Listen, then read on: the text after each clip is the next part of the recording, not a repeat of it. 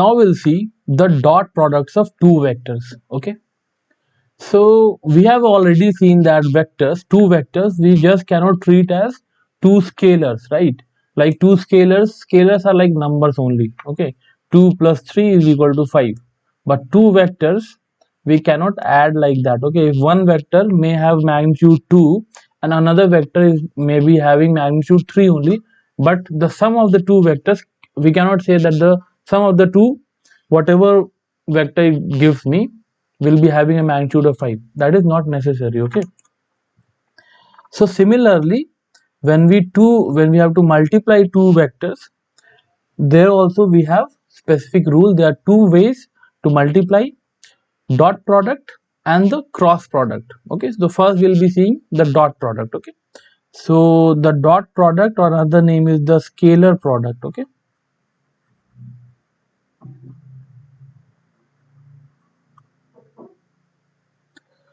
dot product or the scalar product is the another name for the dot product. Okay, so why the name scalar? Because let's say there is one vector, vector A, and dot B. So this, when we multiply a vector A with dot B, we say A dot B gives you whatever is the product is a scalar. Okay, this is a scalar thing. This just has magnitude, it's no more a vector. Okay, so that's why we also call it a scalar product. Okay, okay. When we add two vectors, we get a vector. When we subtract two vectors, we get a vector. We have seen in the addition and subtraction of vectors. Okay, but dot product of two vectors gives you something that is scalar, just number. Okay, so first we'll see means where it is coming from. Okay, so just try to get a feel of this one. Okay, so work done. Okay, work done in physics is defined as force into the displacement. Okay, into the displacement in the direction of the force applied. Okay, we can understand this like force into the displacement in the direction so of this force. Okay, I mean, what I mean to say, that suppose someone is there, he's carrying a bag like this on his head. Okay, this person is carrying a bag like this and then walking in this direction. Let's say he comes from this place to this place. Okay, like this. Okay, now to keep the bag on his head, the person was applying a force equal to the weight of this one. Okay, mg. Okay, the weight is mg. We'll be learning in detail in the Newton's law about forces, but right now, to understand, whatever is the weight of that box, the man was applying that same amount of force in the opposite direction and then walking. So where has been, what is the direction of the displacement of this block or the box? This is the direction, right? It has come from here to here. And what is the direction in which the force was applied on the box? Upwards. Okay, it's not in the same direction as the displacement. Okay, so the force that the man was applying on the box did not do any work. Okay, why? Because it is not in the direction. Simply we can understand like this. Okay, similarly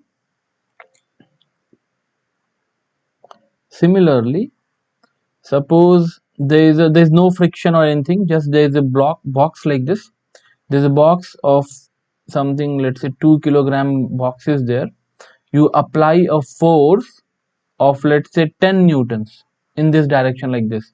Okay, and due to that it moved, it accelerated. Okay, it accelerated, and let's say the box came here. Suppose there is a displacement of 10 meters. So what is the work done by this force?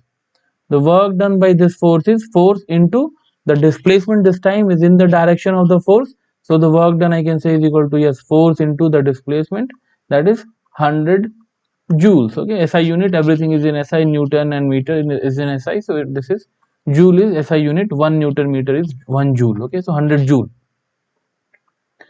is the work done. Okay, fine. Now let's change the scenario a little bit. Okay, suppose the same box 2 kg. Now you are not pushing it like this, but rather what we are doing, you are pulling this with a string. Okay, and this is a string you are pulling like this, and you are applying a force, let's say 20 newtons or 10 newtons. Let's say the same 10 newton force you are applying, 10 newton force you are applying with the help of this tension of the string, 10 newton, but it is not in this direction, it is at some angle, let's say at an angle 30-degree from the horizontal. Okay, and again the same thing happens, and again the block, let's say, comes here. After some time it accelerated, gained some speed, and it moved 10 meters ahead like this. Okay, fine, you are applying force in this direction, 10 newtons at an angle of 30-degree like this. Is the force this time, is the work done also, is the work done 100 joules only this time also? No. Why? Because the force is in that direction, displacement, it is in this direction. Force is a vector, displacement is a vector, they are not in the same direction. So certainly there is a way we have to multiply the two to get the work done. Okay, so what I can do here, I'll just try to find out the magnitude of this force, the component of this force that is in the direction of the displacement. Okay, I can resolve this 10 Newton totally in these two directions, horizontal and vertical. We can resolve this totally. We have learned in vectors that I can resolve this original 10 Newton in these two directions totally. We can break it down in the two directions. So this part will become what? 10 cos 30, and this one will become 10 sin 30. Okay, so this, instead of writing this 10 Newton, I can say 10 cos 30 in the horizontal direction, 10 sin 30 in the vertical direction. Now this part, this component of the force is actually doing the work, and this is doing no work. Okay, it is perpendicular, right? So the work done is due to this part. So the work done, I can say, is the force in the direction of the displacement, that is 10 cos 30, into the displacement, that is 10. So this time it is 10 into 10, 100 cos 30. Okay, cos 30 is root 3 by 2, so that this will become 50 root 3. Okay, it is less than 100 joules. Okay, so this I told you to give a feel. Actually the work done and the consideration of force and all will be learning in dynamics, okay, in detail, but to understand that why and where we have to use these things, okay, to get a feel of that you have to understand this. Fine, so I'll just try to now summarize and get generalize this thing. Okay, work done is actually the dot product of force and displacement. Okay, like I split the force in the direction, perpendicular direction, same thing we do in the dot product. Okay, so if there are two vectors, vector A, and let's say there is another vector, vector B. Okay, A has some magnitude and it has some direction, B has some magnitude, it has some direction. Okay, let's say the angle between the two vectors is theta. Now if I say, tell me what is A dot B. Okay, so A dot B, this is nothing but the magnitude of the vector B into, drop this, the component of A along B. Okay, like this. I can break A, I can totally resolve A along B and perpendicular to B. Okay, perpendicular to B like this. Okay, so A along B, this much is how much? This is the projection of A on B, we say. So this is parallel to B or along B, and this is perpendicular to B. Okay, this is perpendicular to B, this one is parallel to B, right? So this we say the projection. Projection means what? Suppose I throw parallel beam of light like this perpendicular to B. A will be casting this length shadow, a shadow of this much length. Okay, this much length shadow. So we say the projection. Okay, or we simply say the component of A along B, that is this much length. Okay, this is right angle. So A dot B means the magnitude of B into this, the length of this projection. This projection is how much? Geometrically it is A cos theta simply, right? So this is the magnitude of A into cos theta, simple. So A dot B is the magnitude of A into the magnitude of B into cos of angle in between the two. Okay, fine. And this thing is a scalar. This whole thing is a scalar thing, that's why it is a scalar quantity. Okay, another way of looking at it was, I can talk it other way around also, like this is also equal to the magnitude of A into the projection of B on A. That is what? Like this, the projection, this is perpendicular, so this length drop perpendicular like this.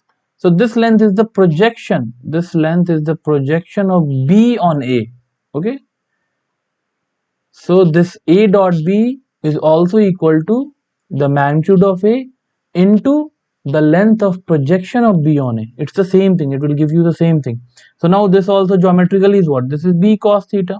Okay, this was A cos theta. No, sorry, let me write it in the same color. The projection of A on B was A cos theta, right? The projection of B on A is B cos theta. Okay, so the magnitude of A into the projection of B on A, B cos theta,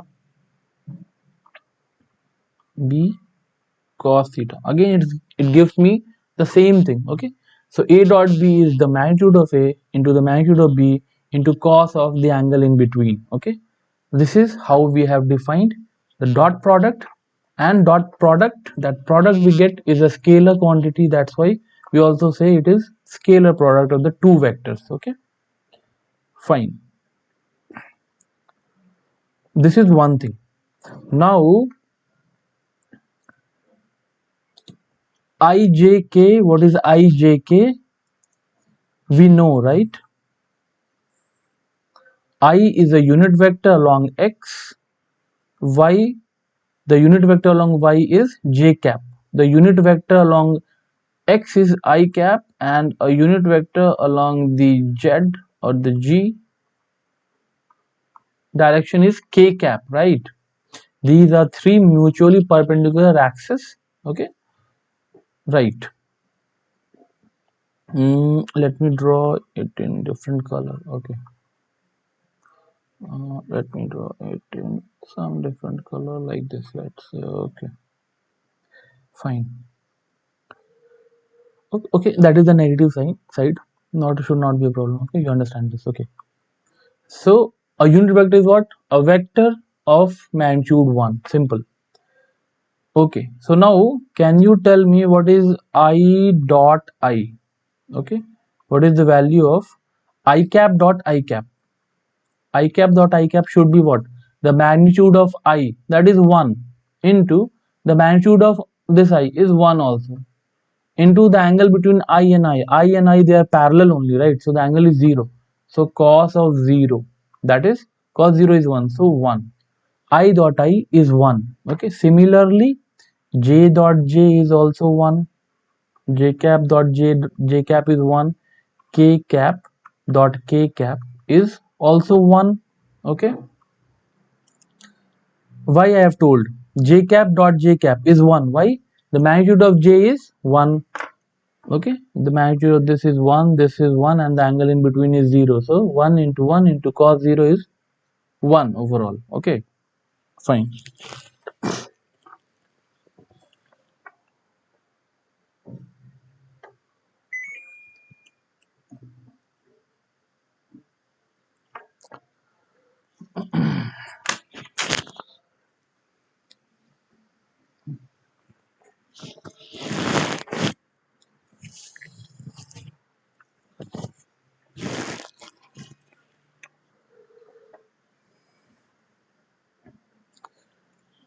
So yes, A dot B is the magnitude of A into the magnitude of B into cos of angle between, right?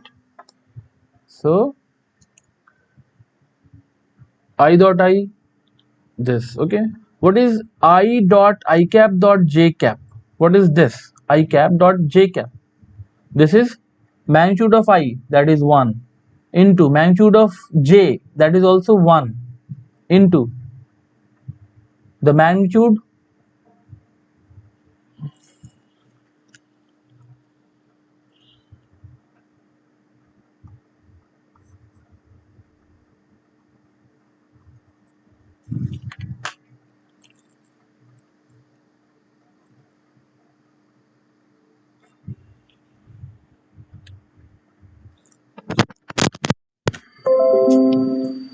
Playing from laptop CJ5501.